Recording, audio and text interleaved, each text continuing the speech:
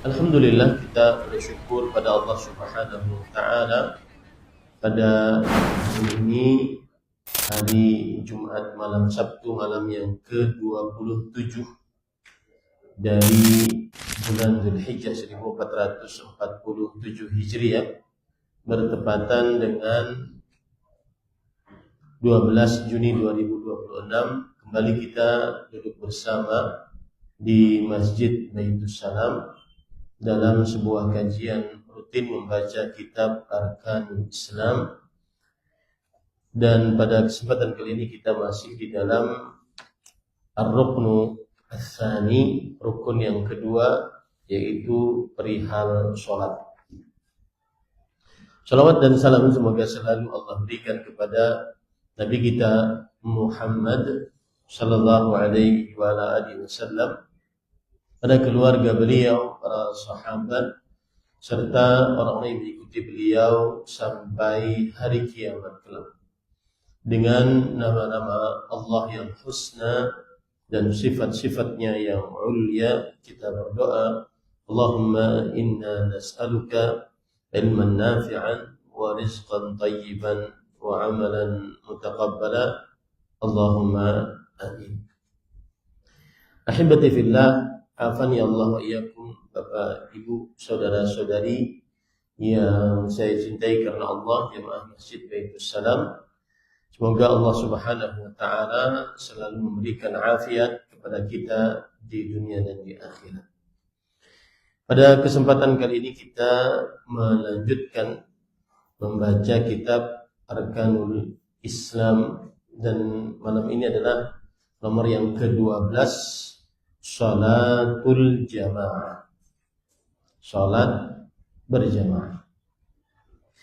Ala rajulil muslim an yusalliya as-salawatil khams ma'a jama'atil muslimin fil masjid liyanala ridallahi ta'ala wal ajra minhu subhanahu. Wa salatul jama'ati tafdulu ala salatil fardi 27 درجة.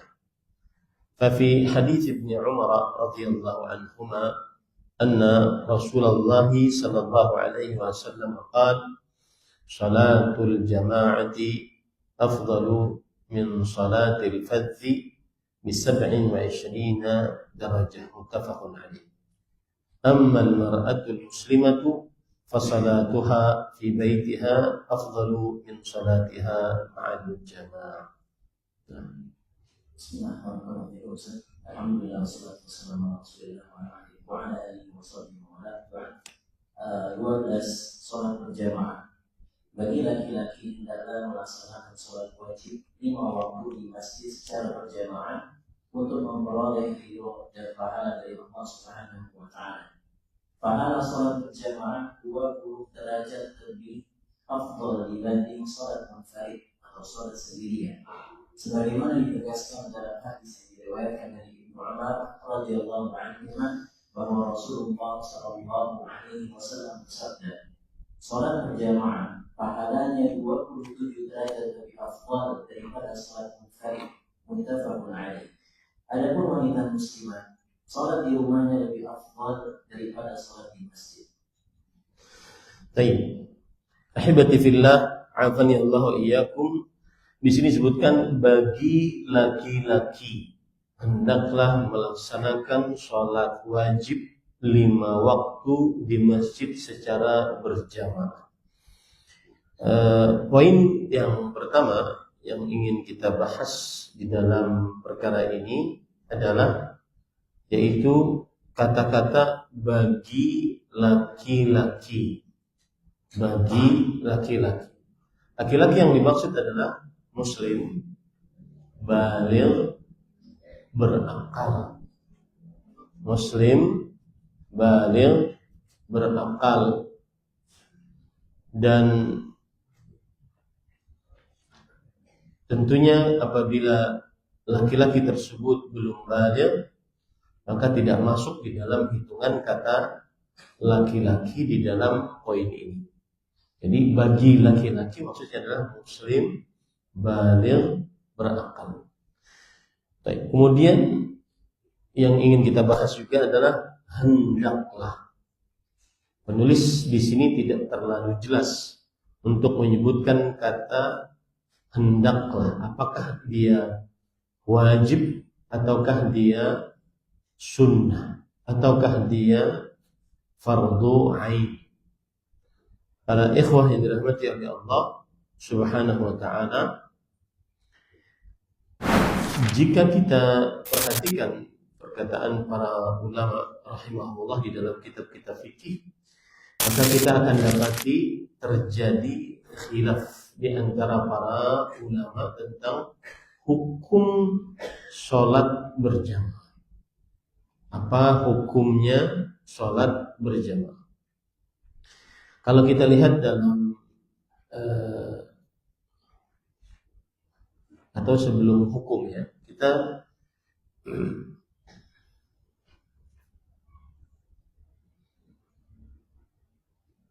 masuk kepada definisi dulu. Apa yang dimaksud dengan sholat berjamaah?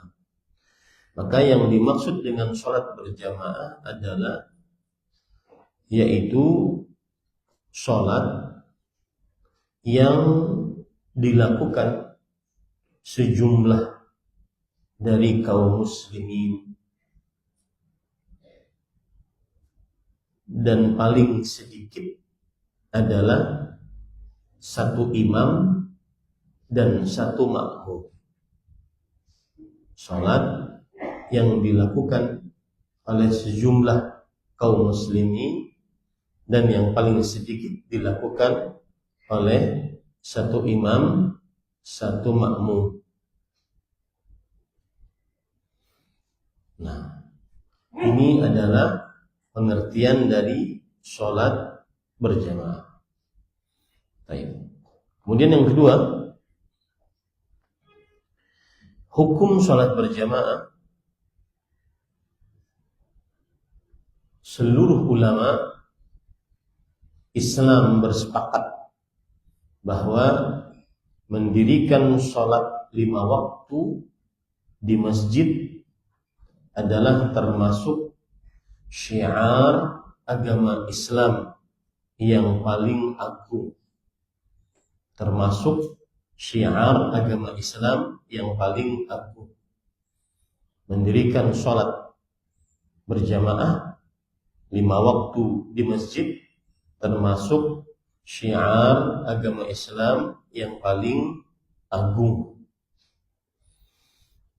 Kemudian mereka berbeda pendapat tentang hukum secara fikih. Pendapat yang pertama, ada yang mengatakan fardu ain. Fardu ain. Dan ini adalah pendapat Imam Ahmad dan para imam-imam salafus saleh dan juga ulama-ulama ahli hadis. Para Imam Ahmad, para imam, para salafus saleh dan ulama-ulama ahli hadis. Pendapat yang kedua, fardu kifayah. Fardu kifayah. Dan ini adalah pendapat yang rajih di dalam madhab Syafi'i. Pendapat yang rajih di dalam madhab Syafi'i. Dan ini adalah pendapat sebagian ulama madhab Maliki. Dan juga salah satu pendapat dalam madhab Imam Ahmad. Jadi kalau saya katakan salah satu pendapat berarti menunjukkan bahwasanya pendapat-pendapat yang lain adalah selain itu. Jadi pendapat yang kedua adalah fardu kifayah. Dan ini adalah yang pendapat yang rajih di dalam mazhab Syafi'i. Dan salah satu pendapat dari sebagian ulama mazhab Maliki dan salah satu pendapat dalam mazhab Imam Ahmad. Kemudian yang ketiga, sunnah muakkadah. Sunnah muakkadah Dan ini adalah pendapat yang masyhur di antara ulama mazhab Imam Abu Hanifah, sunnah muakkadah. Dan ini adalah pendapat kebanyakan ulama mazhab Maliki. Dan ini adalah pendapat kebanyakan dari ulama mazhab Syafi'i.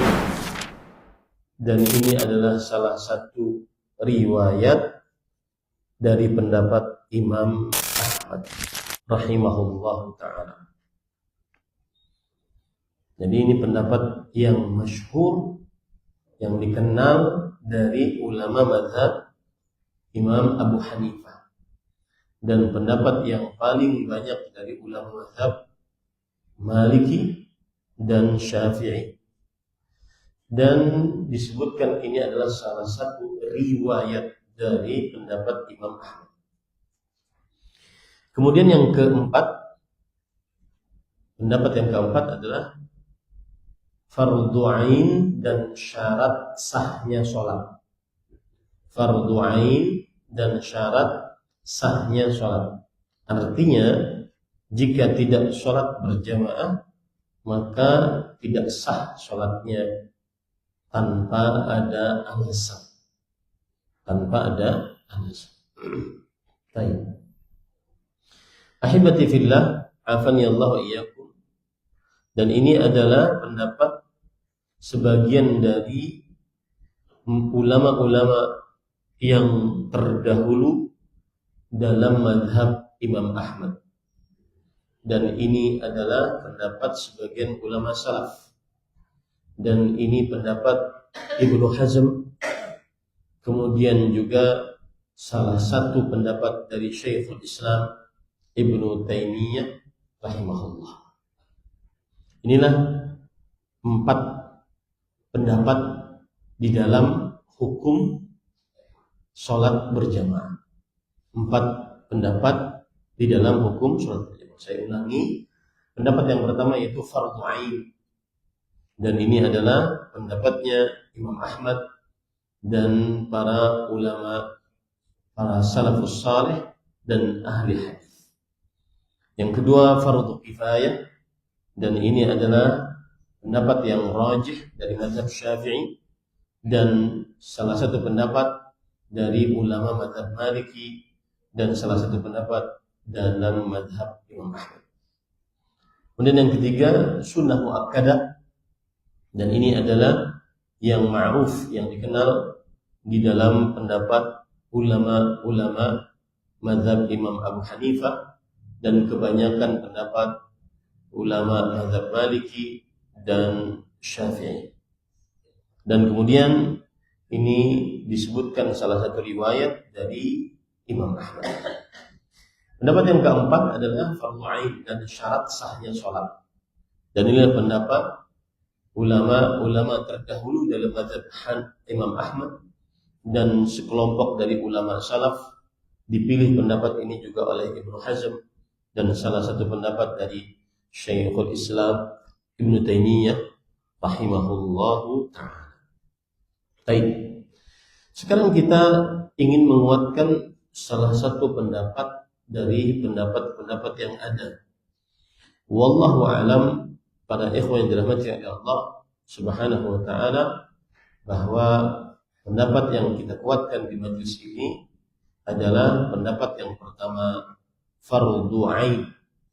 Salat berjamaah hukumnya adalah fardu ain, wajib, perintah yang diperintahkan oleh Allah secara keras, diancam dengan siksa bagi siapa yang meninggalkannya dengan sengaja secara mutlak atas setiap muslim baligh berakal, kecuali kalau ada uzur. Dan sekali lagi, ini adalah pendapat dari ulama-ulama salaf, di antaranya Abdullah bin Mas'ud, Abu Musa al-Ash'ari, sahabat Nabi radhiyallahu anhuma, kemudian Atha bin Abi Rabah al-Auza'i, ini adalah seorang tabi'i, Abu Thawr, ulama-ulama salaf. Dan sekali lagi ini adalah pendapat dari Imam Ahmad dan Syekhul Islam Ibnu Taimiyah rahimahullahu ta'ala. Ahibati fillah, afani Allah wa iyyakum, apa dalil yang digunakan oleh ulama yang mengatakan wajib atas setiap muslim baligh berakal? Maka dalilnya yang pertama adalah Allah Subhanahu wa taala memerintahkan sholat berjamaah walau dalam keadaan takut, yaitu dalam keadaan perang. Allah berfirman di dalam surat An-Nisa ayat 102, wa idza kunta fihim fa aqamta lahumus shalah faltakum ta'ifatun minhum ma'aka wal ya'khudhu aslihatahum fa idza sajadu falyakunu min wara'ikum wal ta'ti ta'ifatun ukhra lam yusallu falyusallu ma'ak wal ya'khudhu hidrahum wa aslihatahum. Di dalam ayat ini Allah Azza wa Jalla memerintahkan untuk sholat secara berjamaah dalam rasa takut yang paling tinggi. Kemudian Allah Subhanahu wa taala mengulang perintah ini sekali, kedua kalinya bagi kelompok yang kedua. Kalau seandainya sholat berjamaah adalah hukumnya sunnah, maka niscaya yang paling patut untuk mendapatkan alasan agar bisa gugur kewajiban sholat berjamaah adalah orang yang mempunyai rasa takut saat peperangan. Ya. Kalau seandainya sholat berjamaah adalah hukumnya fardu kifayah, niscaya Allah Subhanahu wa taala akan menggugurkan kewajiban untuk kelompok yang kedua karena sudah dikerjakan oleh kelompok yang pertama. Ini menunjukkan bahwasanya sholat berjamaah hukumnya fardu ain, kewajiban atas setiap muslim balik berakal. Bisa dipahami ya pendalilannya? Dalilnya surat An-Nisa ayat 102. Pendalilannya adalah kalau seandainya pendalilannya adalah Allah memerintahkan untuk melaksanakan sholat secara berjamaah dalam keadaan rasa takut yang sangat tinggi. Kemudian yang kedua, Allah memerintahkan atau mengulang perintah ini untuk mengerjakan sholat berjamaah dalam keadaan rasa takut bagi kelompok yang kedua. Jadi ada kelompok pertama sholat berjamaah dalam keadaan terbatas, kemudian ini selesai diganti oleh kelompok yang kedua. Kelompok yang kedua tetap diperintahkan oleh Allah Subhanahu wa taala untuk mengerjakan sholat secara berjamaah. Baik. Dalil yang kedua, Quran surat Al-Baqarah ayat 43. Dan saya berpesan kepada para ikhwah saat belajar seperti ini harus benar-benar paham. Ada dalil, kemudian ada inti dalil, dan ada sisi pendalilan. Ada dalilnya surat Al-Baqarah ayat 43. Allah Subhanahu wa taala berfirman, "Wa aqimus shalah wa atuz zakah warka'u ma'ar raki'in." Dan dirikanlah oleh kalian seluruhnya sholat dan bayarlah oleh kalian seluruhnya zakat dan rukuklah oleh kalian seluruhnya bersama orang-orang yang rukuk. Itu dalilnya Al-Baqarah ayat 43. Inti dalilnya mana? Yaitu warka'u ma'ar raki'in, dan rukuklah kalian seluruhnya bersama orang-orang yang rukuk.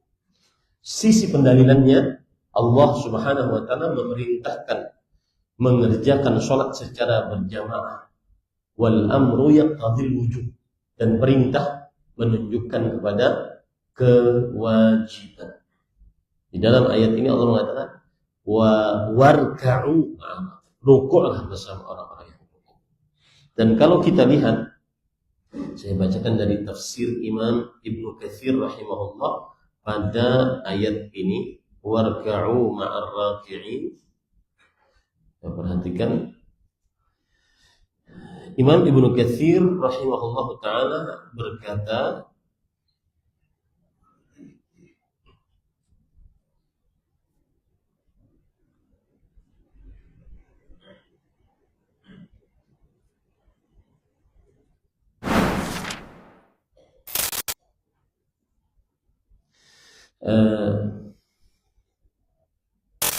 beliau mengatakan wa qauluhu ta'ala warka'u ma'ar raki'in, dan firman Allah Subhanahu wa ta'ala yang berbunyi dan rukuklah bersama orang-orang yang rukuk, ai wa kunu ma'al mu'minin fi ahsani a'malihim, dan bersamalah orang-orang yang beriman di dalam perbuatan-perbuatan mereka yang paling bagus.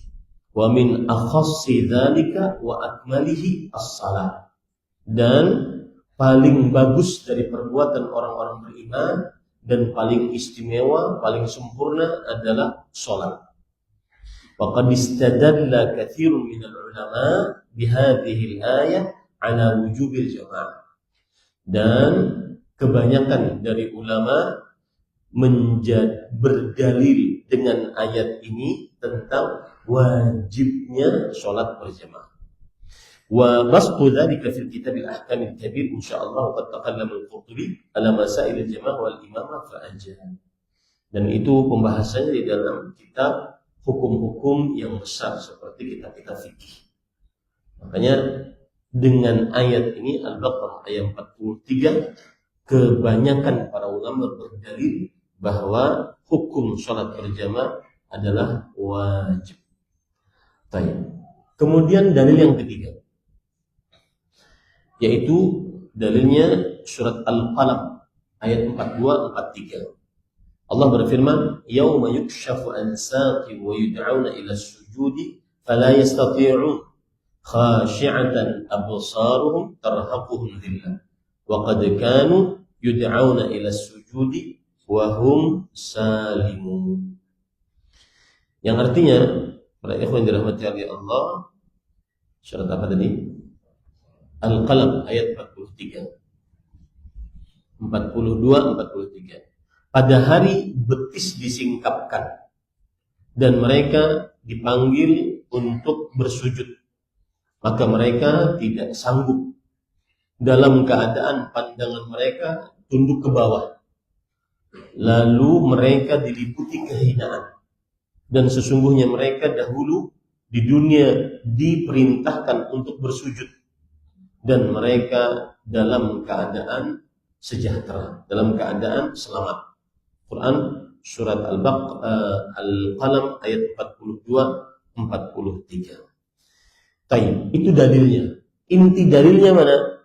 Inti dalilnya adalah Allah Subhanahu di dalam Al-Quran, yaitu wa yud'auna ila sujud fala yastati'un. Mereka diperintahkan untuk sujud dan mereka tidak sanggup. Wa qad kanu yud'auna ila sujud wa hum salimun. Dahulu mereka saat di dunia diminta, diajak untuk sujud dalam keadaan mereka masih sehat, masih sejahtera, tetapi mereka tidak mengerjakannya.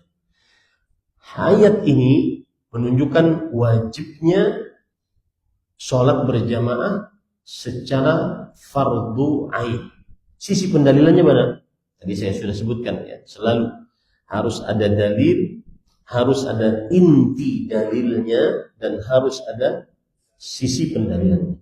Sisi pendalilannya, Allah menyiksa bagi siapa yang tidak menghadiri panggilan sholat berjamaah. Dengan cara siksanya, Allah menjadikan dia tidak sanggup untuk sujud di hari kiamat saat diperintahkan untuk sujud. Siksaan inilah yang menunjukkan kepada kewajiban. Kalau tidak wajib, tidak mungkin disiksa oleh Allah. Tanya, sisi pendalilannya begitu. Jangan sampai cuma tahu dalilnya, kemudian tidak tahu inti dalilnya, tidak tahu sisi pendalilannya. Dalilnya Al-Qalam ayat 42-43. Inti dalilnya adalah wa yud'auna ila sujud fala yastati'un. Mereka diperintahkan untuk sujud di hari kiamat, tidak sanggup. Kemudian sisi pendalilannya, Allah menyiksa orang-orang yang tidak mau sujud di dunia, tidak mau sholat berjamaah di dunia, dengan dia tidak bisa sujud saat diminta oleh Allah di hari kiamat untuk sujud. Dan ini sesuai dengan hadis Rasul sallallahu alaihi wasallam yang diriwayatkan oleh Imam Bukhari dan Muslim. Di situ disebutkan fayadhhab liyasjuda faya'ud dhahruhu tabqan wahidan. Dia berusaha untuk sujud, maka punggungnya kembali seperti satu tiang. Ya, berusaha untuk sujud kembali, berusaha untuk sujud kembali. Ini menunjukkan hukuman dari Allah Subhanahu wa taala atas orang yang tidak mengerjakan sholat berjamaah. Baik. Kemudian yang keempat, dalilnya adalah hadis Rasul sallallahu alaihi wasallam, yaitu dalam hadis riwayat Imam Bukhari dan Muslim. Rasulullah sallallahu alaihi wasallam bersabda, "Irji'u fakunu fihi." Yang artinya kembalilah kalian, wahai para pemuda yang sudah belajar bersama Rasulullah SAW, dan hiduplah di tengah-tengah mereka. Wa'allimuhum, apa yang kalian dapati dari belajar selama bersamaku di sini, ajari kepada kaum kalian. Wasallu, dan sholatlah kalian seluruhnya. Fa idza hadaratis salatu falyu'adzin lakum ahadukum wal ya'ummakum akbarukum. Maka jika telah hadir sholat, hendaknya salah seorang di antara kalian mengumandangkan azan, dan hendaknya salah seorang di antara kalian yang paling tua menjadi imam. Itu dalilnya. Lalu inti dalilnya mana? Rasul sallallahu alaihi wasallam memerintahkan untuk salah seorang di antara mereka agar menjadi imam. Berarti sholatnya berjamaah. Sisi pendalilannya adalah ini adalah perintah Rasul sallallahu alaihi wasallam, wal amru yaqtadil wujub, dan perintah menunjukkan kepada kewajiban. Itu dalil yang keempat. Dalil yang kelima, yaitu hadis yang diriwayatkan oleh Imam Bukhari dan Muslim, bahwa Rasulullah sallallahu alaihi wasallam ingin membakar rumah-rumah orang yang tidak sholat berjamaah. Beliau bersabda, "Laqad hamamtu an amura rajulan yusalli bin nas." Aku ingin memerintahkan seseorang untuk menjadi imam. Tsumma ukhalifu, lalu aku pergi ila rijal, kepada para lelaki, yatakhallafuna anha, yang tidak ikut sholat berjamaah. Fa'amura bihim fayuharriqu alaihim bihasbil hatab buyutah. Kemudian aku akan keluarkan mereka dan aku akan perintahkan untuk dibakar rumah-rumah mereka. Untuk dibakar rumah-rumah mereka.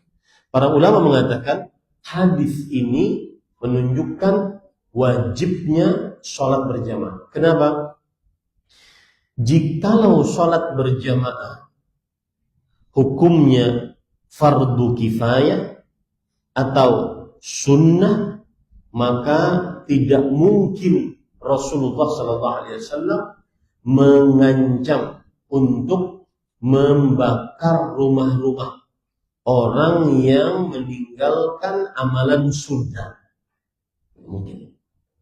Kalau seandainya itu hukumnya sunnah atau fardu kifayah, tidak mungkin Rasulullah sallallahu alaihi wasallam mengancam orang-orang yang meninggalkan sholat berjamaah dengan dibakar rumah. Kenapa? Pembakaran rumah menunjukkan bahwa mereka sudah meninggalkan sesuatu yang apa? Yang wajib. Ya, tidak mungkin diperintahkan untuk membakar rumah kecuali karena mereka meninggalkan sesuatu yang wajib. Itu dalil yang kelima. Dalil yang keenam, hadis riwayat Imam Muslim bahwa Nabi Muhammad SAW didatangi oleh seorang lelaki yang buta. Kemudian beliau berkata, "Ya Rasulullah, innahu laysa liqa'id yaquduni ila masjid." Aku tidak punya penuntun yang menuntunku ke masjid. Kemudian orang tersebut meminta keringanan untuk tidak sholat berjamaah, agar dia sholat di rumahnya. Lalu Rasulullah SAW memberikan keringanan kepada orang buta tersebut. Tetapi ketika orang buta tersebut mau pulang, Rasulullah SAW bersabda, "Hal tasma'un nida bis salat?" Apakah engkau mendengar azan dikumandangkan untuk mengerjakan sholat di masjid? Orang tersebut menjawab, "Iya." Kemudian Rasulullah SAW menjawab, "Fa'ajib." Kalau begitu penuhi panggilan azan. Penuhi panggilan azan. Dan di dalam riwayat yang lain disebutkan bahwa orang buta ini syasi'ud dar, rumahnya jauh. Rumahnya jauh. Ini tambahan kesulitan. Sudah buta, tidak punya penuntun, rumahnya jauh. Ya. Kemudian di dalam riwayat yang lain ada tambahan, "Inna bil Madinah katsiratul hawami was-sila'." Di kota Madinah banyak binatang buas. Tambahan yang keempat. Kemudian tambahan yang kelima dalam riwayat yang lain, orang ini tua. Orang ini tua. Tetapi Rasul sallallahu alaihi wasallam kemudian tambahan yang lain, di antara rumahnya dengan masjid banyak pepohonan. Banyak pepohonan. Jadi ada 6. Buta, rumahnya jauh, tidak ada penuntun, banyak binatang buas, banyak pepohonan, kemudian orang tua. Ya, ini sebagaimana disebutkan oleh Imam Ibnu Qayyim al-Jauziyah rahimahullah dalam kitab beliau As-Salat. Tetapi apakah Rasulullah SAW memberikan keringanan untuk sholatnya di rumah? Maka Nabi Muhammad SAW bertanya, "Atasma'u hayya 'ala shalah hayya 'ala falah?" Engkau mendengar azan yang mengumandangkan ayo salat, ayo mendapatkan keberuntungan? Maka orang tersebut menjawab, "Iya." Fahayya 'ala. Kalau begitu penuhilah panggilan tersebut. Penuhilah panggilan tersebut. Itu dalil yang ke-6. Dalil yang ke-7. Para ikhwan yang dirahmati oleh Allah Subhanahu wa taala. Hadis yang diriwayatkan oleh Imam Ibnu Majah dari Abdullah bin Abbas radhiyallahu anhu bahwa Rasulullah sallallahu alaihi wasallam bersabda, "Man sami'a nidaa falam ya'tihi fala salata lahu illa min 'udhri." Barang siapa yang mendengar azan lalu dia tidak mendatanginya, maka tidak sah sholatnya kecuali dengan ada alasan, ada uzur. Ini menunjukkan bahwa sholat wajib berjamaah adalah hukumnya fardu ain. Hukumnya adalah fardu ain. Baik, mungkin timbul pertanyaan, Ustaz, sepertinya ini dalil yang menunjukkan bahwa tadi ada pendapat yang keempat bahwa sholat berjamaah hukumnya fardu ain dan syarat apa? Sahnya sholat. Karena disebutkan dalam hadis ini, la sholata, tidak ada sholat bagi yang mendengar azan lalu dia tidak mendatanginya kecuali dengan uzur. Tidak ada sholat. Kata-kata tidak ada sholat, wallahu a'lam, bukan berarti tidak sah sholat. Tetapi yang dimaksud adalah la sholata kamilatan. Tidak ada sholat yang sempurna. Bukan berarti tidak. Bukan berarti apa? Tidak tidak sah. Subhanallah. Salah kali itu. Baik, para ikhwan yang dirahmati oleh Allah Subhanahu wa taala. Kalau begitu kita cukupkan ya. Jadi itulah 7 dalil yang menunjukkan wajib sholat berjamaah. Kita akan lanjutkan nanti dalil-dalil yang lain, ada sekitar 12 atau 13 dalil yang menunjukkan wajibnya sholat berjamaah secara fardu ain. Setiap muslim balik berakal wajib menghadiri sholat 5 waktu berjamaah di masjid.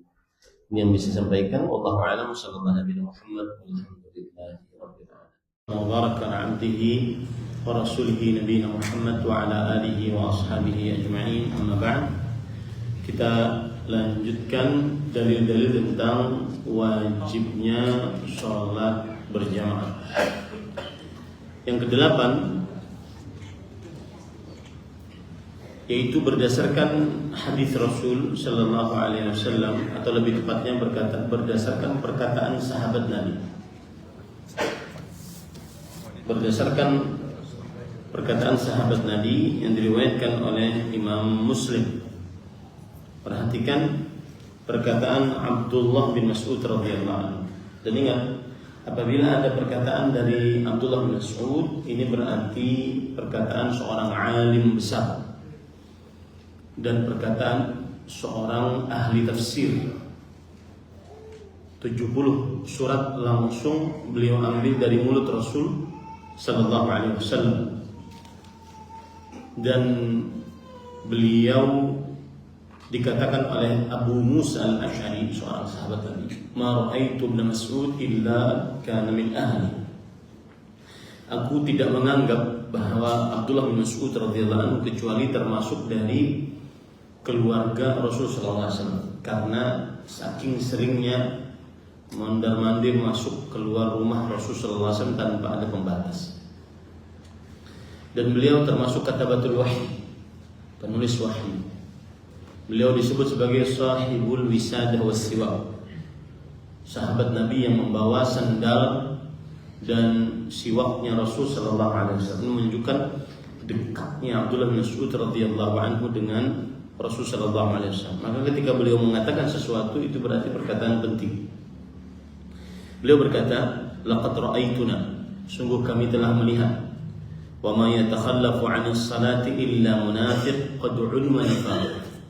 Tidak ada yang tidak mengerjakan sholat kecuali orang yang munafik yang sudah dikenal kemunafikannya. Au marid, atau orang yang sakit. In kana al-maridu la yamshi baina rajulaini hatta ya'tiya as-salam. Kalaupun ada orang sakit di zaman dulu, zaman Nabi Muhammad SAW, niscaya dia akan dibawa oleh 2 orang sampai mendatangi sholat. Sampai mendatangi sholat, maksudnya mendatangi sholat berjamaah.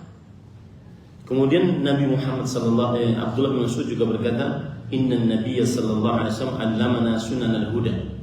Sesungguhnya Nabi Muhammad SAW mengajarkan kepada kita petunjuk yang lurus.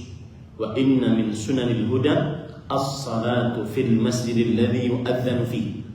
Dan termasuk petunjuk yang lurus adalah mengerjakan sholat di masjid yang dikumandangkan adzan di dalamnya. Di masjid yang dikumandangkan adzan di dalamnya. Kemudian di dalam hadis yang lain, di dalam perkataan beliau yang lain, beliau mengatakan, "Walau annakum shallaitum fi buyutikum," jika kalian sholat di rumah kalian, "kama yusalli hadzal mutakhallifu fi baitih," sebagaimana orang yang tidak mau sholat dan sholatnya di rumahnya, "la taraktum sunnata nabiyyikum," berarti kalian tinggalkan sunnah nabi kalian. "Walau taraktum sunnata nabiyyikum la dhalaltum," jika kalian tinggalkan sunnah nabi kalian, maka niscaya kalian akan sesat. Niscaya kalian akan sesat. Kemudian juga perkataan beliau yang lain, "Walaqad ra'aituna wa ma yatakhallafu anha illa munafiq ma'lumun nifaq." Sungguh kami telah melihat di tengah-tengah kami tidak ada yang tidak mengerjakan sholat berjamaah kecuali orang yang munafik yang sudah maklum kemunafikannya, yang sudah dimaklumi kemunafikannya. Kemudian beliau mengatakan lagi, walaqad kana ar-rajulu yu'ta bihi yuhada baina ar-rajulain hatta yuqama fi as-saf. Sungguh seseorang dibawa oleh dua orang sampai dia berdirikan di dalam saf. Ini menunjukkan bagaimana sisi pendalilan dari perkataan sahabat Nabi ini, bahwa tanda orang yang munafik yang dikenal kemunafikannya adalah meninggalkan sholat berjamaah. Kemudian para ikhwan dirahmati oleh Allah, dalil yang lain yaitu hadis riwayat Imam Ibnu Majah. Hadis riwayat Imam Ibnu Majah. Rasul sallallahu alaihi wasallam bersabda, la yantahiyanna aqwamun an wad'ihimul jama'at aw la yakhtimanna Allah ala qulubihim thumma la yakunanna minal ghafilin. Sungguh orang-orang berhenti dari meninggalkan sholat berjamaah. Artinya hendaklah kalian sholat berjamaah, jangan sampai meninggalkan sholat berjamaah. Kalau tidak, Allah akan menutup hatinya dan Allah akan menjadikan mereka sebagai orang-orang yang lalai. Itu dalilnya. Sisi pendalilannya bagaimana? At-tahdid la yakunu illa ala tarki wajibin 'azim. Ancaman seperti ini ditutup kalbunya, kemudian dijadikan oleh Allah benar-benar orang yang lalai. Ancaman seperti ini tidak terjadi kecuali atas meninggalkan sesuatu yang wajib. Kalau seandainya hanya hukumnya fardu kifayah atau sunnah muakkadah, maka tidak akan diancam dengan yang seperti ini, ditutup kalbunya dan dijadikan sebagai orang-orang yang lalai. Kemudian para ikhwan dirahmati oleh Allah Subhanahu wa taala, termasuk dalil yang menunjukkan wajibnya sholat berjamaah adalah yaitu yang ke-10, bahwa syaitan akan menguasai suatu kaum yang tidak didirikan sholat berjamaah di tengah-tengah mereka. Hal ini berdasarkan hadis riwayat Imam Abu Daud, bahwa Rasulullah sallallahu alaihi wasallam bersabda, "Ma min thalathah fi qaryah." Tidak ada 3 orang dalam sebuah desa, wala badu, ataupun di perkampungan, la tuqamu fihi shalah, tidak didirikan di tengah-tengah mereka salat, illa qad istahwadha 'alaihim syaitan fa 'alaika bil jamaah, kecuali syaitan akan menguasai mereka, maka hendaknya kalian salat berjamaah. Fa innama ya'kulu adh-dhi'bu minal ghanami al-qasiyah, sesungguhnya serigala akan memangsa dari kambing-kambing yang tersesat sendirian. Dia akan memangsa dari kambing-kambing yang tersesat sendirian. Ini gambaran bahwa syaitan akan menguasai orang-orang yang tidak sholat berjamaah karena mereka sendiri-sendiri. Yang ke-11, nah ini pendalilan menarik, yaitu hadis riwayat Imam Ahmad. Hadisnya berbunyi begini: "Idza kuntum fil masjid fanudiya bis shalah fala yakhruj ahadukum hatta yusalliya." Jika kalian sedang di dalam masjid lalu dikumandangkan azan, maka tidak boleh salah seorang dari kalian keluar sampai dia sholat. Sampai dia sholat. Dalam riwayat yang lain, riwayat Imam At-Tabarani, la yasma'un nidaa fi masjidi thumma hadha thumma yakhruju minhu illa li hajat thumma la yarju ilaihi illa munafiq. Tidaklah mendengar azan di masjidku ini, kemudian dia keluar dari masjid tersebut, tidak boleh keluar. Kalau sudah ada azan, tidak boleh keluar, kecuali karena ada hajat yang sangat mendesak. Kemudian dia tidak kembali. Kalau dia tidak kembali setelah azan dikumandangkan, padahal dia sedang ada di masjid, lalu dia keluar dan dia tidak kembali, melainkan itu disebut sebagai seorang munafik. Disebut sebagai seorang munafik. Ini sisi pendalilannya bagaimana? bahwa diharamkan keluar dari masjid setelah dikumandangkan azan, menunjukkan bahwa hukum sholat berjamaah fardu ain. Hukum sholat berjamaah fardu ain. Taib. Para ikhwan yang dirahmati oleh Allah Subhanahu wa taala, dalil yang ke-12 sebelum terakhir, yaitu wajibnya dan fardu ainnya sholat berjamaah. Hadis riwayat Imam Abu Dawud. Inti pendalilannya adalah Rasul Sallallahu Alaihi Wasallam mencari orang yang tidak sholat berjamaah. Mencari orang yang tidak sholat berjamaah. Diceritakan oleh Ubay bin Ka'ab radhiyallahu anhu, salah seorang ulama sahabat Nabi, ahli Quran. Shalla bina Rasul sallallahu alaihi wasallam yauman as-subh. Suatu hari Rasul sallallahu alaihi wasallam salat mengimami kami salat subuh. Kemudian setelah selesai salat, beliau bertanya, "Asyhada fulan? Apakah fulan ikut salat bersama kita?" Kemudian dijawab, "La, tidak wahai Rasulullah." Kemudian kata Rasulullah, "Asyhada fulan? Apakah si fulan yang lain ikut salat bersama kita?" "Tidak wahai Rasulullah sallallahu alaihi wasallam." Kemudian Rasulullah SAW bersabda, "Inna hataini salatain athqalus salawat 'alal munafiqin." Sesungguhnya dua salat ini, subuh dan isya, salat yang paling berat atas orang-orang munafik. Walau ta'lamuna ma fihima la ataitumuhuma walau habwa. Kalau seandainya kalian mengetahui pahala yang ada pada salat subuh berjamaah dan salat isya berjamaah, niscaya kalian akan mendatangi keduanya walaupun dalam keadaan merangkak di atas lutut kalian. Ini menunjukkan bahwasanya salat berjamaah hukumnya wajib. Kenapa? Karena Rasulullah SAW mencari sahabat-sahabat Nabi yang tidak sholat berjamaah. Kemudian yang terakhir, ijma' para sahabat, konsensus kesepakatan para sahabat Nabi radhiyallahu anhu bahwa wajibnya sholat berjamaah, dan ini dinukilkan ijma'nya, konsensusnya oleh Imam Ibnu Qayyim al-Jauziyah rahimahullah di dalam kitab beliau As-Salah. Dalam kitab beliau As-Salah, beliau mengatakan begini, "Fahadhihi nususus sahabah kama taraha."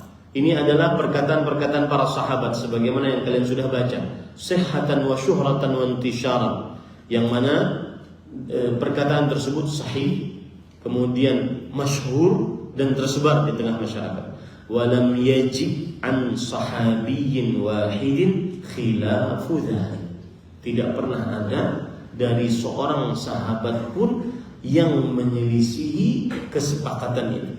Wa kullu min hadhihi al-athar dalilun mustaqillun fil mas'alah. Dan setiap dari perkataan-perkataan para sahabat ini adalah dalil tersendiri di dalam permasalahan sholat berjamaah. Kemudian juga perkataan dari Imam Tirmidzi, beliau juga menukilkan, waqad ruwiya an ghairi wahidin min ashabin Nabi sallallahu alaihi wasallam annahum qala man sami'a an-nidaa falam yujib fala salata. Artinya, dan telah diriwayatkan tidak sedikit dari sahabat Nabi, banyak berarti, bahwa mereka berkata, siapa yang mendengar azan dan tidak menjawab panggilan tersebut, maka tidak ada sholat untuknya. Tidak ada sholat untuknya. Abdullah bin Abbas radhiyallahu anhu ditanya, an rajulin yasumun nahar wa yaqumul lail la yashhadu jum'ah wa la jamaah.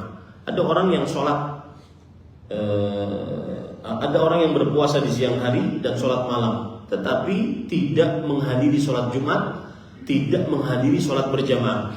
Kata Abdullah bin Abbas radhiyallahu anhuma, huwa finnar. Orang tersebut di dalam neraka. Dan ini ini adalah meskipun perkataan sahabat Nabi Abdullah bin Abbas radhiyallahu anhuma, tetapi hukumnya hukmul marfu'. Hukumnya seperti hukum yang diangkat kepada hadis Rasulullah. Karena tidak mungkin Abdullah bin Abbas radhiyallahu anhu berani menentukan si fulan di dalam neraka kecuali itu beliau pernah dengar dari Rasulullah sallallahu alaihi wa alihi wasallam. Begitu ya, para ikhwan yang dirahmati oleh Allah Subhanahu wa taala. Jadi sudah kita bahas bagi laki-laki hendaklah melaksanakan sholat wajib 5 waktu di masjid. Kata-kata hendaklah, maka kita kuatkan pendapat apa? Wajib fardu ain. Jangan lupa, wajib fardu ain. Apa arti fardu ain?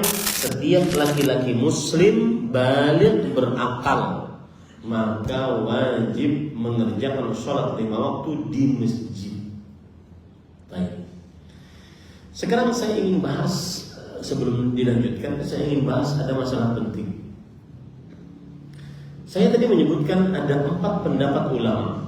Yang pertama fardu ain, yang kedua fardu kifayah, yang ketiga sunnah, yang keempat fardu ain dan syarat sahnya sholat.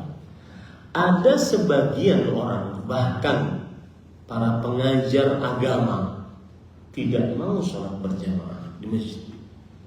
Padahal malas ya. Tapi mereka bersandar kepada khilaf ulama. Kata mereka, ini kan masalahnya khilaf, Ustaz. Masalahnya kan khilaf. Bolehkah sikap seperti ini?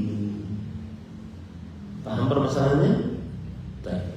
Bolehkah bersandar dengan khilaf para ulama agar mengambil pendapat yang lebih ringan?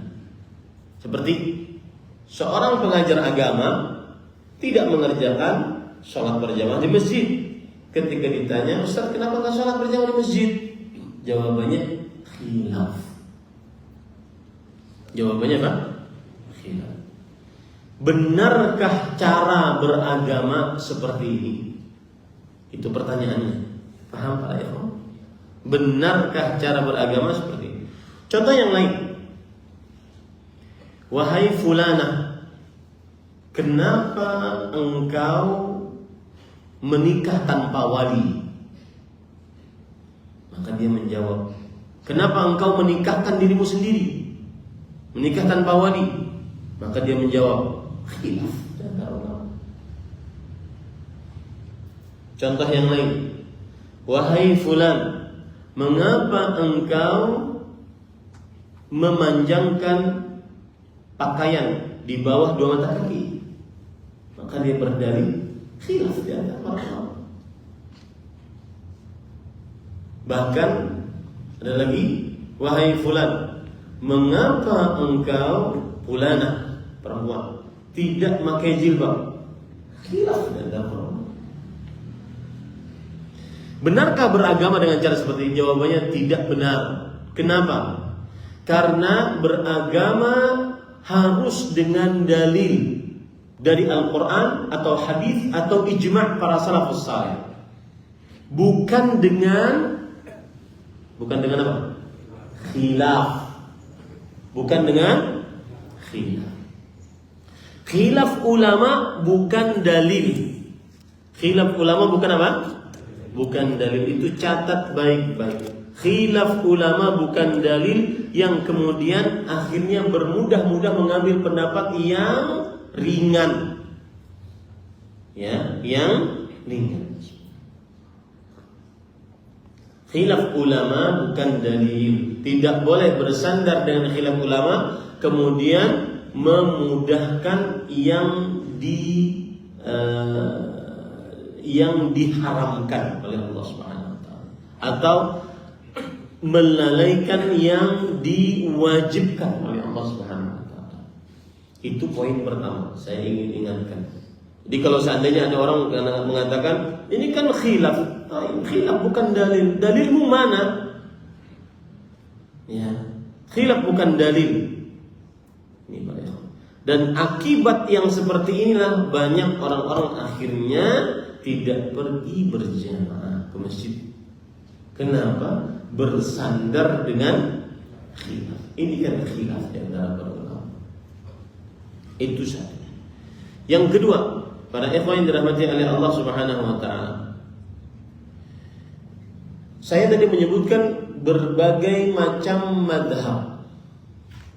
Madhab Imam Ahmad mengatakan fardu ain, madhab Imam Syafi'i mengatakan fardu kifayah, madhab Imam Malik mengatakan sunnah, madhab Imam Abu Hanifah juga mengatakan sunnah, madhab Ibnu Hazm mengatakan syarat sahnya sholat. Maka yang ingin saya sampaikan adalah jangan sampai fanatik terhadap madhab. Anda dituntut beramal dengan mentaati perintah Allah dan Rasulnya, bukan perintah madhab. Allah berfirman, ya ayyuhalladzina amanu athi'ullaha wa athi'ur rasulah. Wahai orang beriman, taatilah Allah dan taatilah Rasulullah. Itulah sandaran seorang muslim saat beramal. Taib Ustaz, kalau begitu kita tinggalkan saja madhab, tidak usah belajar dari madhab. Maka jawabannya, boleh belajar fikih melalui madhab untuk mengetahui permasalahan-permasalahan yang sudah diatur sedemikian rupa urutannya di dalam setiap madhab. Paham ya? Ini hal yang berkaitan dengan bermadhab. Tidak boleh seorang fanatik di dalam madhab. Lalu yang saya lakukan apa Ustaz? Yang kita lakukan adalah beramal berdasarkan Al-Quran dan Sunnah yang dipahami oleh para salafus, karena itu yang diperintahkan atas kita. Taib, bolehkah saya belajar fikih melalui madhab? Boleh. Bahkan sebagian ulama menganjurkan. Karena kenapa? Karena di dalam setiap madhab sudah dirunut sedemikian rupa permasalahan-permasalahan fikih secara rinci. Saya beri contoh ya Pak. Pengamalannya bagaimana Ustaz? Begini. Contoh. Di dalam permasalahan menyentuh perempuan, apakah batal atau tidak? Maka terjadi khilaf di antara para ulama. Terjadi khilaf di antara para ulama. Madhab Syafi'i mengatakan batal, sedangkan sebagian madhab mengatakan tidak batal. Adapun ayat yang dipakai oleh madhab Syafi'i, aula mastumun nisa, atau kalian menyentuh perempuan. Maka Abdullah bin Abbas radhiyallahu anhu menafsiri ayat ini, menyentuh maksudnya adalah bersetubuh dengan perempuan, baru membatalkan. Maka ketika kita ingin mempraktekkan poin kedua yang saya sampaikan tadi apa? Tidak boleh fanatik kepada madhab. Kalau kita menguatkan pendapat bahwa yang namanya menyentuh sebenarnya yang membatalkan wudu adalah bukan sekedar menyentuh, akan tetapi berjima kemudian keluar air mani baru batal wudunya, maka pada saat itu dia harus kuatkan pendapat itu, dan dia tidak mengapa untuk meninggalkan pendapat apa tadi? Madhab Syafi'i. Paham ya? Saya beri contoh. Umrah pertama saya tahun 2001 kalau Ramadan, penuh sesak karena musim i'tikaf. Saya tawaf. Waktu itu saya masih memakai pendapat yang mengatakan bahwa menyentuh perempuan batal. Sudah 5 putaran tersentuh perempuan. Apa yang terjadi? Tawaf yang begitu crowded, keluar 2 jam, masuk 2 jam. Tawaf setengah putaran tersentuh lagi. Nangis saya. Ya Allah, beginikah beragama yang sulit?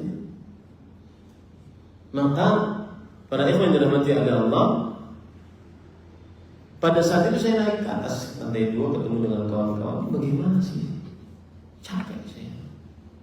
Maka para ikhwan yang dirahmati oleh Allah, kemudian dijelaskanlah pada saat itu pelan-pelan. Nah, jadi intinya tidak boleh fanatik dengan mazhab. Kita menjadikan dalil bukan perkataan mazhab. Dalil adalah Al-Quran dan Sunnah. Perkataan mazhab yang sesuai dengan Al-Quran dan Sunnah itu yang dipakai. Paham ya? Ini poin yang kedua. Jangan sampai fanatik. Kemudian yang ketiga, harus dipahami baik-baik. Para imam yang 4 tersebut, Imam Nu'man bin Thabit, Abu Hanifah, Imam Malik bin Anas, Imam Muhammad bin Idris Asy-Syafi'i, Imam Ahmad bin Hanbal, semuanya tidak mengajak kepada pendapatnya. Semuanya mengajak kepada bersandar kepada Al-Quran dan Sunnah. Dan ini nikmat dari Allah. Jadi tidak bisa dikatakan bahwasanya mereka itulah yang membuat madhab, mengajak orang-orang, ayo ke madhab saya. Imam Muhammad bin Idris Asy-Syafi'i misalkan, ayo ke madhab saya. Murid-muridnya lah yang berkhidmat kepada ilmu beliau sehingga tumbuhlah madhab tersebut. Dan arti madhab apa Ustaz? Madhab artinya adalah pendapat. Apa bedanya dengan manhaj Ustaz? Manhaj artinya adalah metodologi, tata cara. Paham bedanya sekarang? Ya, tata cara. Kalau dikatakan manhaj salaf berarti tata cara beragama yang mencontoh para salafus salih, para sahabat, para tabi'in, para tabi'ut tabi'in. Ya. Adapun mazhab artinya adalah pendapat. Tapi Ustaz, imam yang 4, Imam Abu Hanifah, Imam Malik, Imam Syafi'i, Imam Ahmad, apakah di mana mereka ini? Maka saya akan runut. Yang pertama para rasul, kemudian para nabi, kemudian yang ketiga para sahabat, yang keempat para tabi'in, yang kelima para tabi'ut tabi'in. Imam yang 4, Imam Abu Hanifah masuk seorang tabi'i karena dikatakan beliau bertemu dengan sahabat Nabi. Imam Malik dikatakan sebagai tabi'ut tabi'in karena bertemu dengan para tabi'in. Imam Asy-Syafi'i, Imam Ahmad tabi'ul atba'. Jadi mereka ini adalah golongan para salafus saleh. Tetapi di atas imam-imam ini ada siapa? Para sahabat Nabi, Abu Bakar, Umar, Utsman, Ali, Abdurrahman bin Auf, Sa'ad, Sa'id, Talhan, Zubair, Abu Ubaidah bin Jarrah, Abdullah bin Abbas, Abdullah bin Umar, Abdullah bin Mas'ud, kemudian Abdullah bin Amr, Abdullah bin Amr bin As radhiyallahu anhu. Ulama-ulama para sahabat radhiyallahu anhu. Paham sekarang perbedaan tersebut? Semoga mudah dipahami. Taib, para ikhwah yang dirahmati oleh Allah Subhanahu wa taala, kita lanjut sekarang. Di sini dikatakan bagi laki-laki hendaklah melaksanakan sholat wajib 5 waktu di masjid secara berjamaah. Para ikhwah yang dirahmati oleh Allah Subhanahu wa taala, saya akan ambil kata-kata di masjid. Ya, di masjid atau sebelumnya. Ustaz, pendapat yang mengatakan tadi pendapat ulama fardu kifayah, sunnah, mereka enggak punya dalil, Anda dalil. Kalau ingin lebih dalam, ada dalilnya. Salah satu dalilnya ini. Rasulullah SAW bersabda, "Salatul jamaah tafdulu salatal fadzi bi 27 derajat."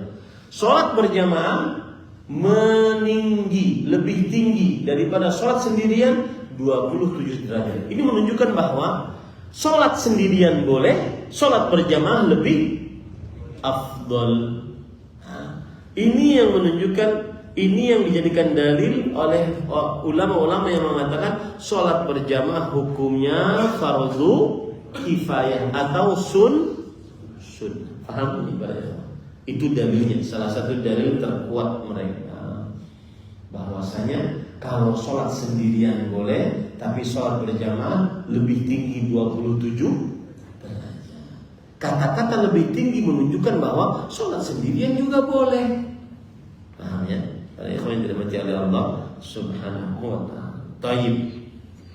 Sekarang para ikhwan yang dirahmati oleh Allah Subhanahu wa taala, di manakah didirikan sholat berjamaah? Karena disebutkan di sini di masjid. Maka jawabannya, sholat berjamaah didirikan di masjid yang dikumandangkan azan di dalamnya, yang dikumandangkan azan di dalam. Sebagaimana dalam hadis yang diriwayatkan oleh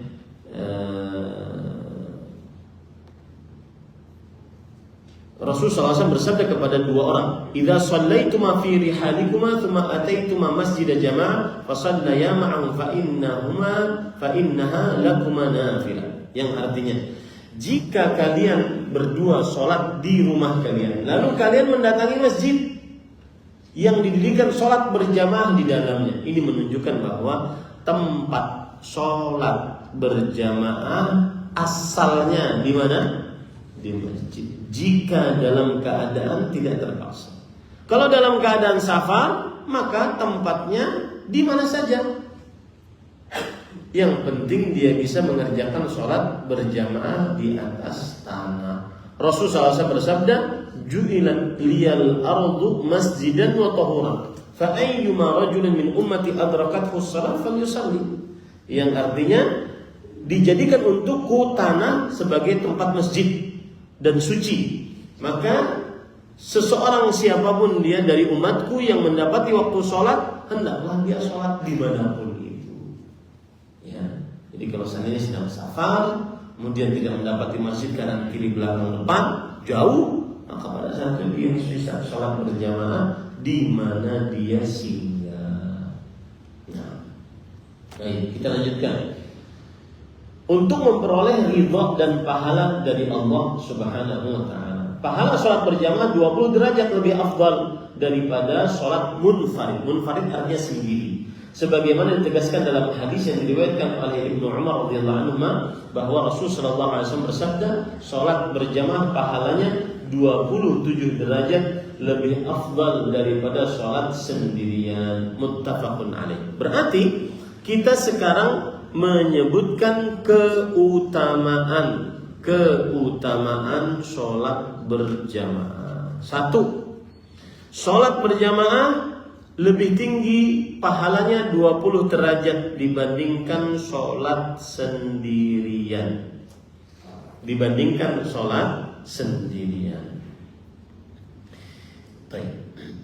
27 derajat. Dalilnya yang sudah saya sebutkan tadi. Di sana ada masalah. Ada riwayat yang menunjukkan 25 derajat. Bagaimana cara menggabungnya? Di sana ada masalah bagaimana cara menggabung riwayat yang 27 derajat dengan riwayat yang 25 derajat dan dua-duanya sahih. Jawabannya, para ikhwan dirahmati oleh Allah Subhanahu wa taala, adalah bahwa wal jam'u bainahuma, kata Imam Nawawi, catatnya. Imam Nawawi mengatakan menggabungkan antara dua riwayat ini 27 derajat dengan 25 derajat ada 3 cara.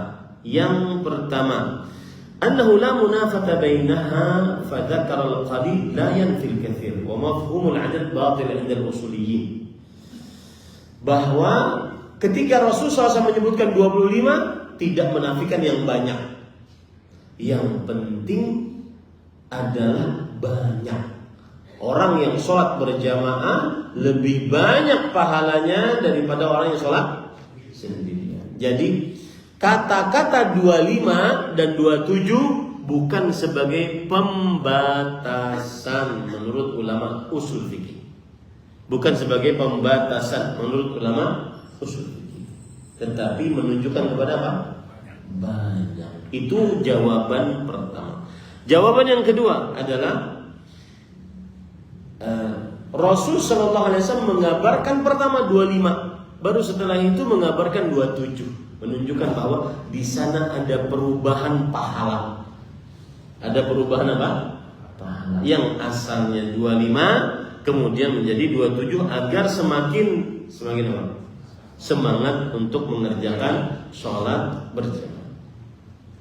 Kemudian yang ketiga, para ikhwah, nah ini menarik, yaitu pahala 25 dan pahala 27 sesuai dengan orang yang sholat berjamaah. Jika khusyuk dapat 27, jika setengah khusyuk dapat 25, sesuai dengan keadaan orang yang sholat berjamaah.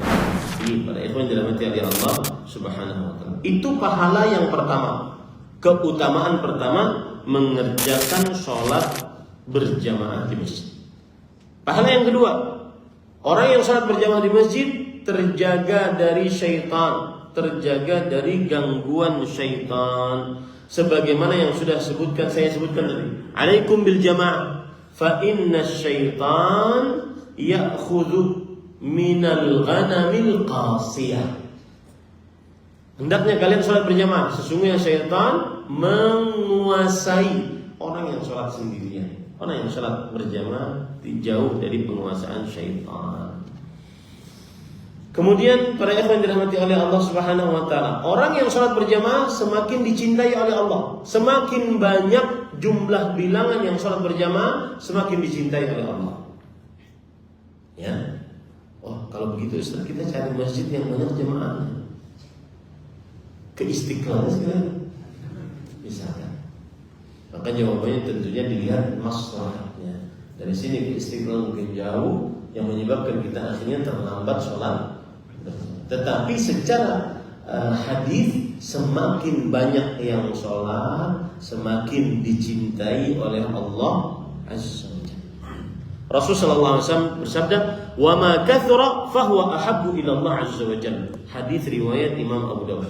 Dan semakin banyak, maka semakin dicintai oleh Allah Subhanahu wa taala. Itu yang ketiga. Yang keempat, siapa yang sholat berjamaah di masjid selama 40 hari, tidak pernah tertinggal takbiratul ihram imam, maka terlepas dari sifat kemunafikan dan sifat dan penghuni neraka.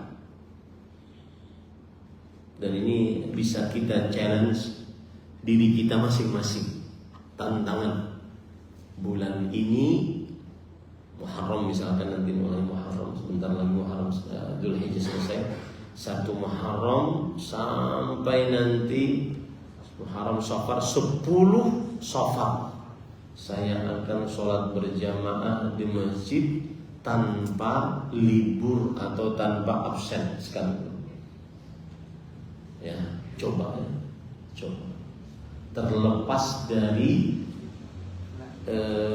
sifat kemunafikan dan terlepas dari sebagai dicap sebagai penghuni neraka. Rasul sallallahu alaihi wasallam bersabda, "Man shalla lillahi 40 yawman."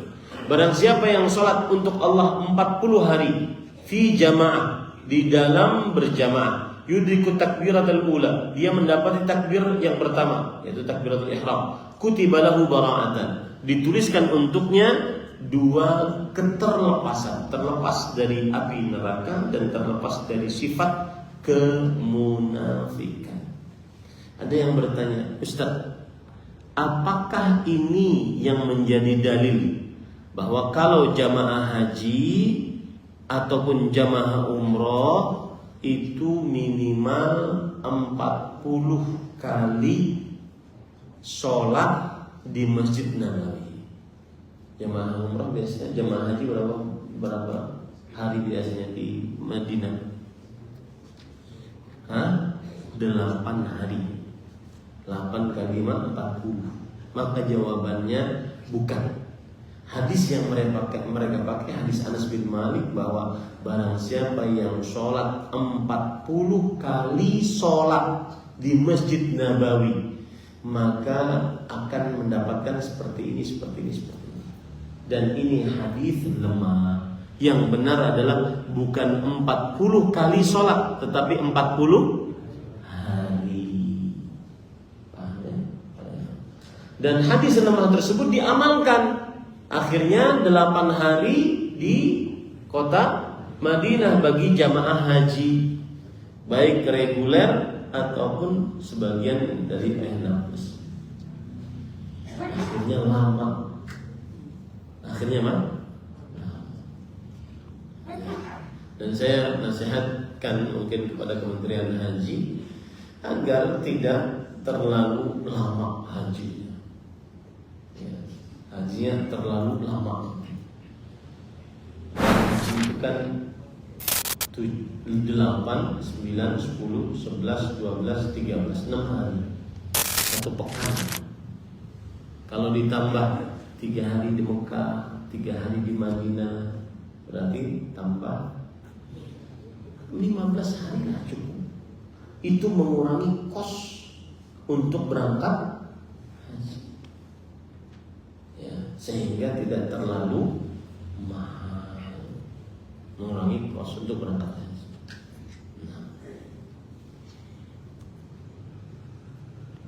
Nah. Baik, yang kelima, para ikhwan yang dirahmati oleh Allah, ini khusus salat subuh. Siapa yang sholat subuh berjamaah dijamin aman atau dalam jaminan Allah Subhanahu wa taala. Rasul sallallahu alaihi wasallam bersabda, "Man shalla subha fa huwa fi dhimmatillah." Barang siapa yang sholat subuh berjamaah maka dia di dalam jaminan Allah Subhanahu wa taala. Fi dhimmatillah maksudnya adalah di dalam jaminan Allah, jaminan aman dari Allah Subhanahu wa taala. Yang keenam, para ikhwan yang dirahmati oleh Allah, siapa yang sholat subuh berjamaah kemudian dia duduk di masjid menunggu matahari terbit, lalu dia sholat 2 rakaat setelah tinggi matahari, maka seakan-akan dia mendapatkan pahala haji dan umrah yang sempurna, Hadisnya diriwayatkan Imam Tirmidzi dan dihasankan oleh Imam Al-Albani rahimahullahu taala. Kemudian yang ketujuh, barang siapa yang sholat subuh, sholat isya berjamaah, seakan-akan dia sholat setengah malam. Wa man shalla subha fi jamaah fa ka'annama shalla al-laila kullah. Siapa yang sholat isya berjamaah kayak tadi, seakan-akan dia sholat setengah malam. Dari mulai hitung dari maghrib sampai subuh bagi 2. Dia sholat setengah malam. Siapa yang sholat subuh berjamaah, dia sholat semalaman suntuk. Ini menunjukkan bagaimana besarnya pahala orang yang sholat berjamaah. Nah, dan banyak para ikhwan yang dirahmati Allah keutamaan sholat berjamaah yang mungkin kalau kita sebutkan tidak cukup. Di antaranya juga adalah orang yang berjalan ke masjid, maka setiap langkahnya diganjar pahala 10 kebaikan, setiap langkahnya diganjar pahala menghapuskan dosa 10 dan seterusnya. Nah, terakhir tentang perempuan. Adapun wanita sholat di rumahnya lebih afdal daripada sholat di masjidnya. Nah, para ikhwan yang dirahmati oleh Allah Subhanahu wa taala, apa hukum sholat berjamaah bagi perempuan? Tidak wajib dengan ijma' para ulama. Dan jangan remehkan perkara ijma', karena siapa yang menyelisihi ijma' dia sesat, menyesatkan. Ya, jangan meremehkan masalah ijma'. Para ulama bersepakat bahwa sholat berjamaah bagi perempuan tidak wajib. Tetapi jika ingin sholat berjamaah diperbolehkan. Jika ingin sholat berjamaah diperbolehkan. Nah, terakhir para ikhwan yang dirahmati Allah, berapakah jumlah bilangan untuk dikatakan orang tersebut sudah sholat berjamaah?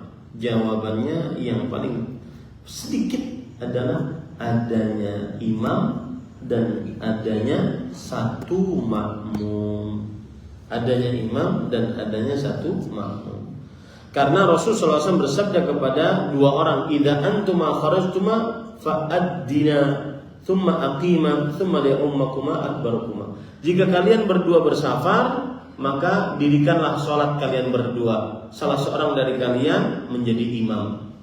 Ini menunjukkan aqallu al-adad lil jamaah adalah 2 orang, 1 imam, 1 makmum. Nah,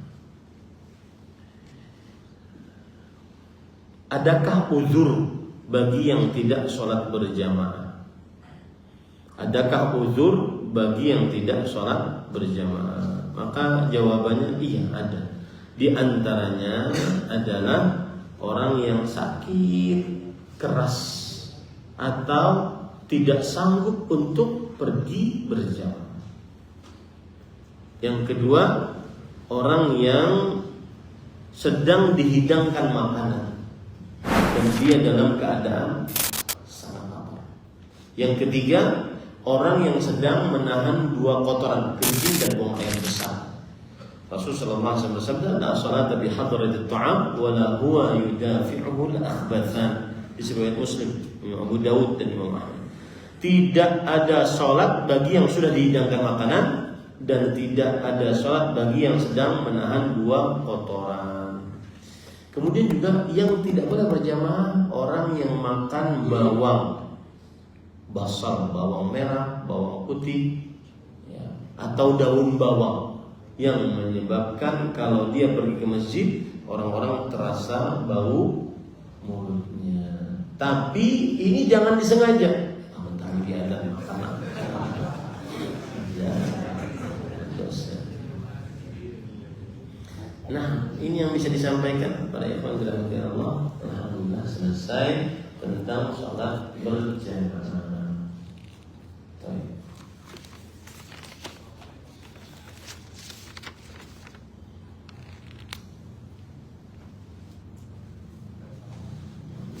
Ada yang ingin bertanya? Apa? Waalaikumsalam.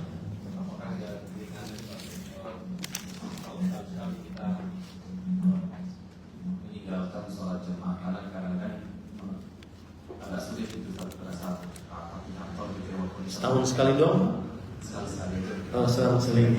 Saya dengar tadi setahun sekali. Apakah ada keringanan kalau setahun sekali kita meninggalkan ya? Karena memang kadang tidak bisa meninggalkan rapat atau apa yang itu Ustaz. Bagus pertanyaannya, logis. Maka jawabannya Satu lagi Ustaz. Apakah kewajiban sholat di masjid itu hanya untuk orang yang mendengar azan? Karena di suatu tempat kadang-kadang saya nggak mendengar azan gitu Ustaz. Apakah itu menjadi uzur buat orang yang tidak mendengar azan? Bismillah, alhamdulillah. Yang pertama, apakah boleh sesekali seorang meninggalkan sholat berjamaah karena ada rapat, keperluan manusiawi dan seterusnya? Maka jawabannya adalah jika Bapak menguatkan pendapat wajib sebagaimana yang kita kuatkan di majelis ini, maka tidak boleh untuk ditinggalkan, kecuali yang saya sebutkan tadi uzur-uzurnya.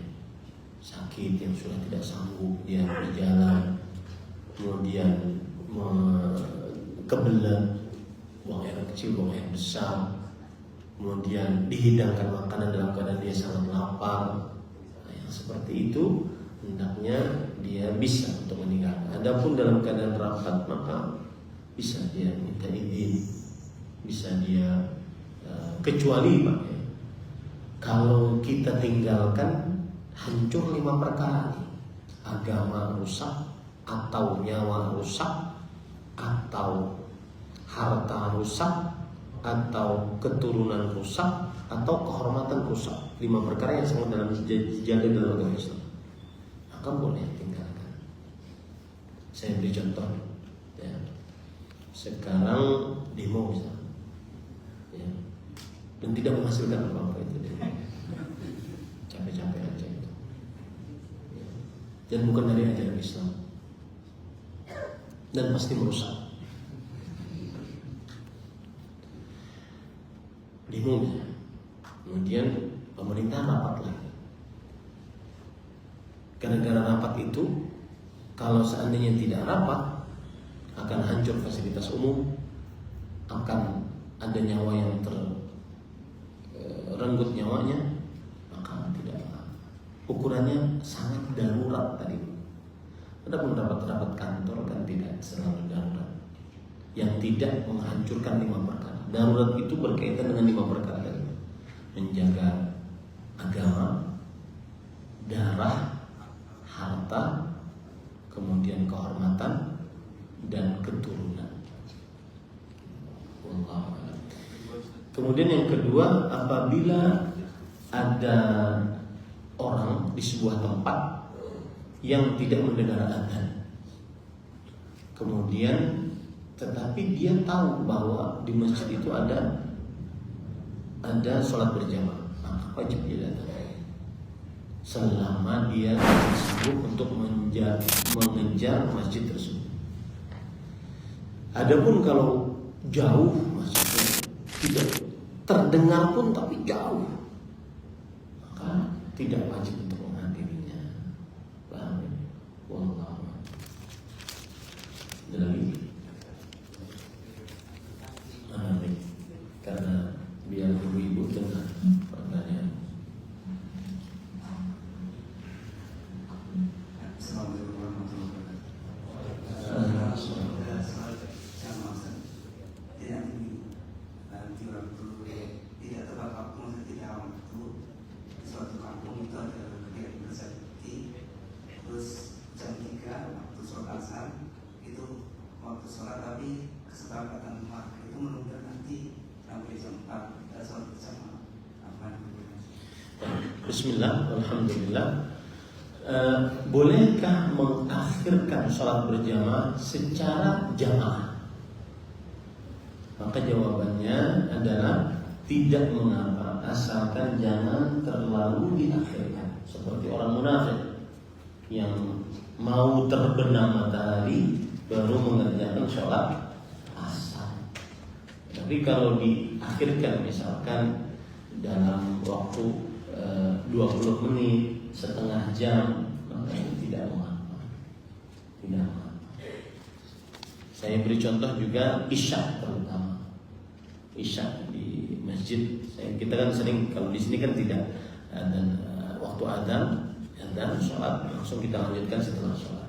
Ada sebagian yang cuma adzan kemudian dilanjutkan. Dan Ustaz antum ini kadang-kadang kalau sudah ceramah lupa daratan gitu. Lebih waktunya gitu. Yang aturan cuma setengah jam jadi lama gitu. Kadang-kadang sampai 45 menit. Bolehkah seperti itu? Maka terkhusus isya lagi diperbolehkan jika disepakati.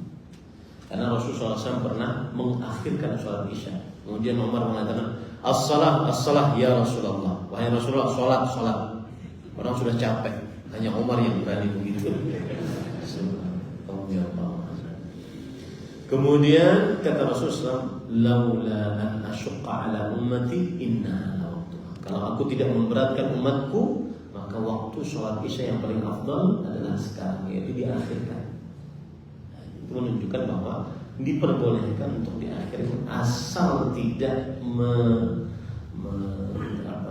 menjadikan di tengah masyarakat sebagai kericuhan, kegaduhan, dan disepakati oleh seluruh masyarakat, khusus untuk sholat isya. Dan kalau seperti sholat asar tadi, maka tidak mengapa asal tidak terlalu diakhirkan dan tidak dijadikan sebagai kebiasaan untuk diakhirkan. Karena selalu diakhirkan atau terlalu banyak pengakhirannya, dua-duanya tercela dan memerlukan dalil, dan tidak ada dalil. Yang untuk akhwat, untuk perempuan yang lebih utama sholat di rumah, apakah keutamaan sholat berjamaah didapatkan juga? Bagaimana dari penjagaan terhadap gangguan syaitan? Maka jawabannya, hadis untuk perempuan, Rasulullah SAW bersabda, wa sholatu wa buyutuhunna khairul lahunna. Dan rumah-rumah perempuan lebih baik bagi para perempuan.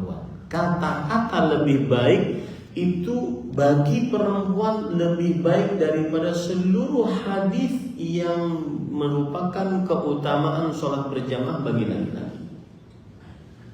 Ya, tidak bisa kita rinci satu-satu. Yang penting kata-kata Nabi, sholat perempuan di rumahnya lebih baik daripada sholatnya di masjidnya, itu menunjukkan kebaikan dan kelebihbaikan daripada seluruh keutamaan bagi laki-laki yang sholat berjamaah di masjid. Wallahu a'lam. Adapun gangguan syaitan, maka gangguan syaitan bisa didapat atau terlepas dari gangguan syaitan bisa didapat dengan amalan-amalan lain. Di antaranya membaca ayat kursi, membaca 2 ayat terakhir surat Al-Baqarah, membaca surat Al-Baqarah, bisa dengan amalan-amalan lain. Wallahu a'lam. Apa makna dari ayat-ayat di Al-Quran beberapa kali menyebutkan perintah sholat berjamaah dan perintah zakat? Apakah zakat dapat menyempurnakan ibadah sholat?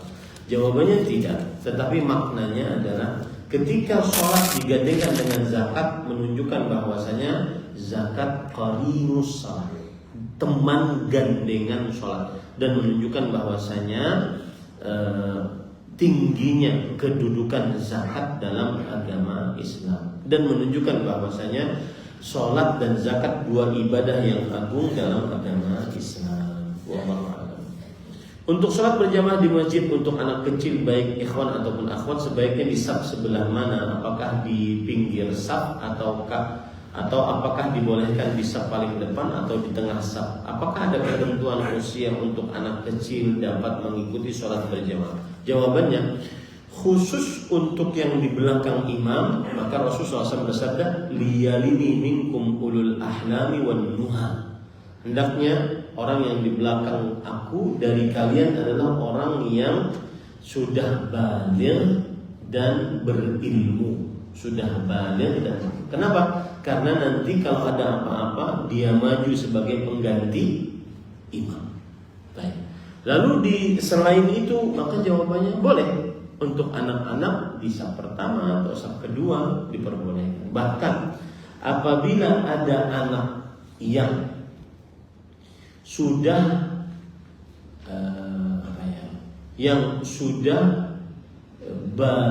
balik tapi masih kecil, kemudian dia sudah di saf pertama, tidak boleh seorang yang sudah tua menariknya ke belakang dan mengganti posisinya. Memang aturan yang diatur dalam syariat Nabi Muhammad SAW, urutan makmum itu adalah laki-laki dewasa, kemudian anak-anak laki-laki, kemudian baru perempuan dewasa, baru perempuan, anak-anak perempuan. Urutannya begitu. Tetapi jika anak-anak yang sudah mumayyiz di umur 7 tahun ke atas, atau bahkan yang sudah balik dan dia masih terlihat kecil tapi dia sudah menempati saf pertama, tidak boleh yang terlambat datang menariknya ke belakang. Wallahu a'lam. Pertanyaan selanjutnya, mohon nasihat Ustaz.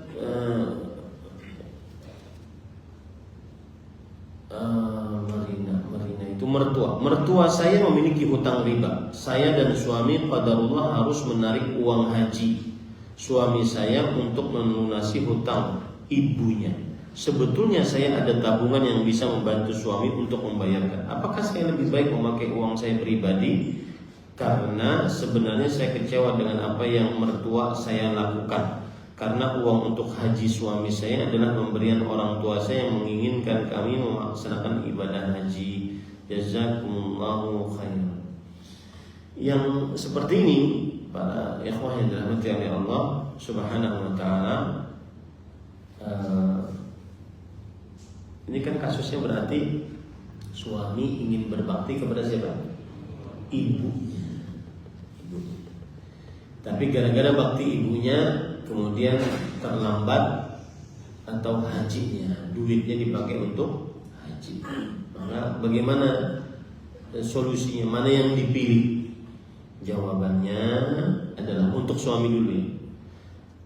Suami dia melihat mana yang lebih ikhlas, mana yang lebih apa?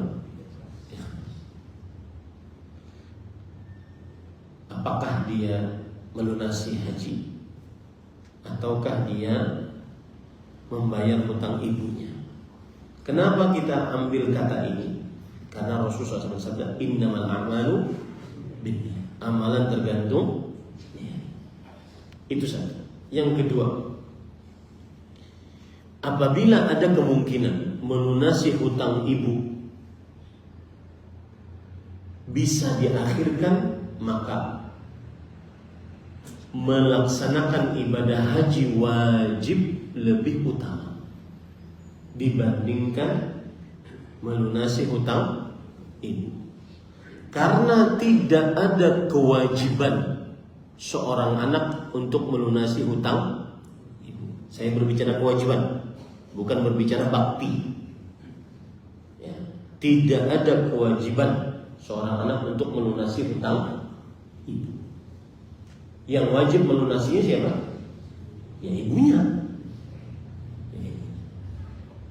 Nah ini pada apa? Jadi kalau seandainya hajinya haji wajib, uangnya itu saja, kemudian ibu bisa nanti dibayarkan, maka pada saat itu dia lebih utama untuk memilih beribadah, menunaikan ibadah haji dengan uang tersebut. Wallahu a'lam. Apalagi tadi ada ada solusi sang istri punya uang. Akan tetapi berarti kalau sang istri yang membayarkan, nanti sang istri berhutang kepada suaminya berhutang kepada istrinya, dan itu kadang-kadang susah dibayar.